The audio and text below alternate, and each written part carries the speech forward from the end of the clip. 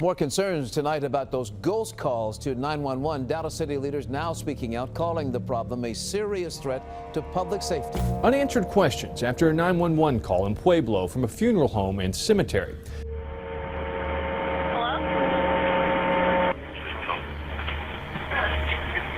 Hello? An officer was sent out to check out the funeral home and cemetery and says it was locked up and dark with no one in sight. 911 dispatchers hear a lot of interesting stories coming from the other end of the phone. But one group of dispatchers out of Reno, Nevada may win the award for the creepiest 911 calls ever received.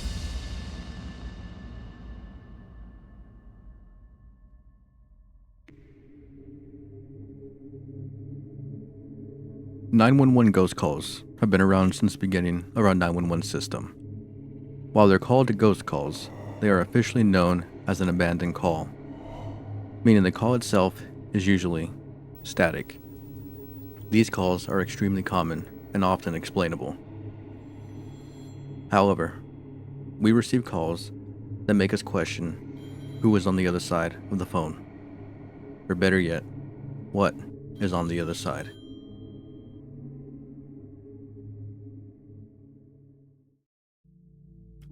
With it being the spookiest time of the year, I want to tell you about the creepiest 911 call I ever received. However, before we get into the story, this will not be some grotesque or traumatic story. As a dispatcher, the number one question we always get is, what was your worst call? I usually don't mind answering this, however it really dampers the mood, considering the worst calls we get are not pleasant. So instead, I tell this one.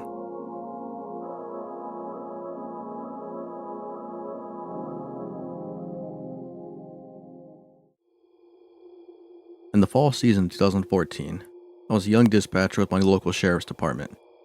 The county we dispatched for was large geographically, but small population-wise. As the new guy, I was given the night shift, a rite of passage every new dispatcher must endure. Unfortunately, the worst things happen at night.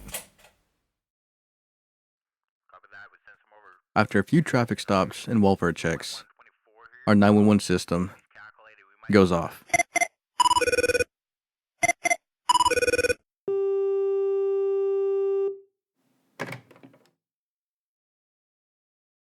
"911, what is the address of your emergency?" "Hello? 911, what is your emergency?"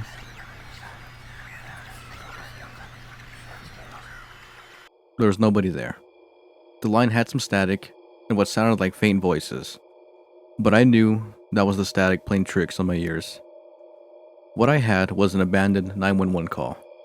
These are very similar to 911 hangups, and depending on the agency, officers may be sent to these hangups. Our department used an at-your-discretion policy, meaning if we felt like an officer was needed, we should send one. I usually called the number back on 911, and it was almost always an accidental misdial. This time when I called them back. "We're sorry. You have reached a number that has been disconnected or is no longer in service. If you feel you have reached this recording in error, please check the number and try your call again." There was no answer. Using my discretion, there wasn't any signs of distress. And at this time, we only had 3 deputies covering thousands of square miles in the West Texan desert. Sending the primary deputy to the middle of nowhere when he is in charge of the largest town in the county wasn't the best of ideas. A few minutes passed and I went back to my normal routine, checking the cameras of the jail, monitoring our CAD system, and checking to see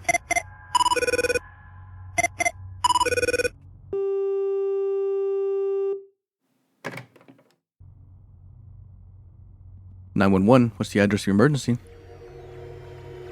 "Hello, 911. This is the county sheriff's office. Is there anybody there?" I should probably let somebody know. "Sheriff's office, 2111. Go ahead, sir. To Enforcer, I've received 2 911 hang-ups in the past 5 minutes, coming from a small building along the tracks on West Highway. It's only static, but just wanted to make you aware in case I get more. Copy that, SO. I'll hang out on the west side of town in the meantime. Tipple. It happened again, with the same exact results. I called back one more time, but still got the same busy tone. I'm not gonna lie, up to this point, I was a little freaked out. The location was some obscure highway address, and our mapping system showed some tiny shack. What I found more strange was that I had an exact location, meaning the call was coming from a landline phone. And for those who don't know, when a 911 call is placed from a landline phone, it's the most precise as there is an address attached to it. I was starting to get a little worried, and I had a strange gut feeling that something bad was about to happen.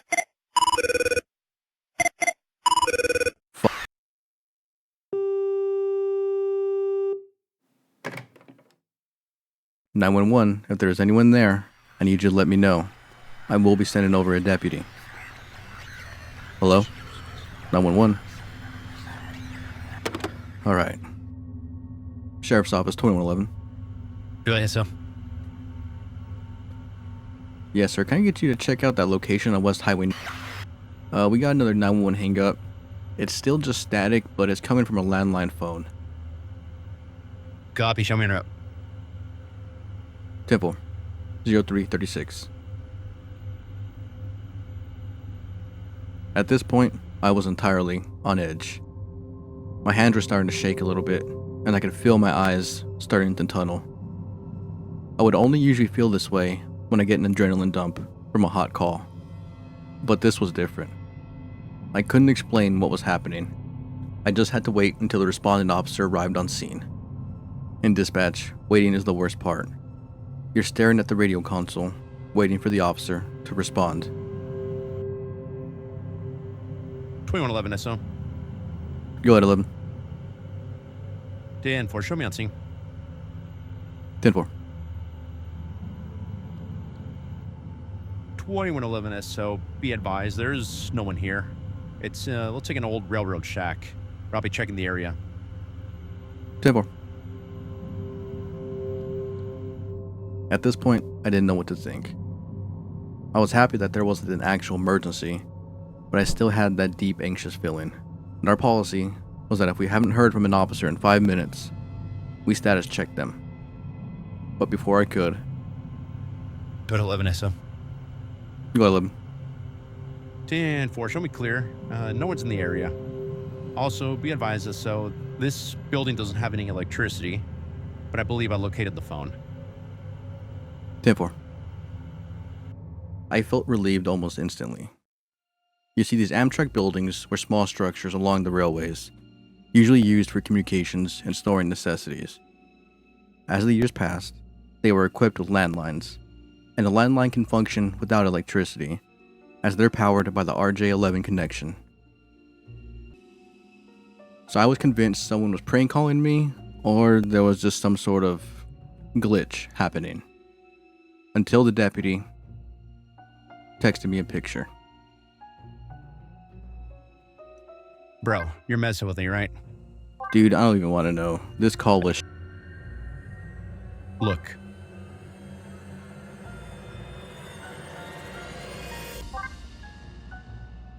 The phone was disconnected. And not just unplugged. This phone was covered in dust and grime. The deputy said he picked it up after taking this picture to see if there was a dial tone. And nothing. The phone was basically junk. I scoured the internet looking for a reason that this may have happened. I am a skeptic at heart and refuse to accept that this was anything paranormal.